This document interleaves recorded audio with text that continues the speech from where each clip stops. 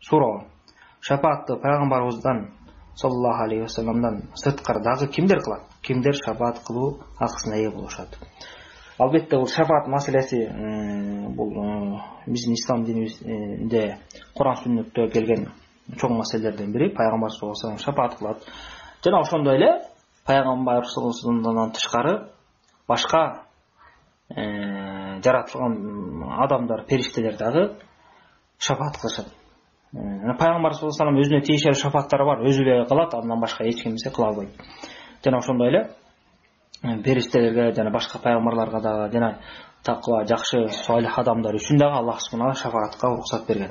Бул жөнүндө пайгамбар саллаллаху алейхи ва саллам ушу Муслимдеги хадисте Аби Саид аль-Худри деген сахабадан келген хадис бар. Ошондо ушу шафаат тууралуу келген узун хадис.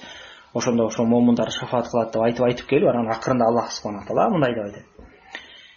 Периштелер шафаат кылып бүтүштү, пайгамбарлар шафаат кылып бүтүштү, момундар шафаат кылып бүтүштү. Эми бир гана ошо өзүн айтып атат Аллах субханаху таала.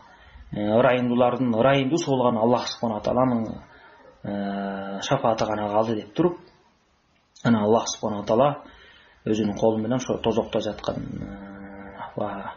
тавхидти карманып күнөө кылып, ошо күнөөсү аркылуу тозокко чөп акылы болуп калган адамдарды бир ууштап чыгарып туруп, Аллах субханаху таала кудуреттүү да аябай чоң. Көптөгөн адамдар ошондой баардык тавхидке жүдө жүргөн момундар чыгарып туруп, анан немеден уштап туруп тозоктон чыгарат. Анан ошол тозокто мусулмандардан эч ким калбайт. Мына ушул хадис, мына буга окшогондо башка хадистер бар.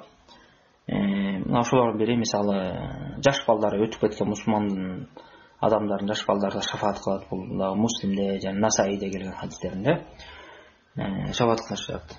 Анан бул шафаат темасы мындан да тереңирээк ким кызык окуган болсо, ошого байланыштуу хадистер бар. Муну окуп издеп таап алса болот. Аллаху алам.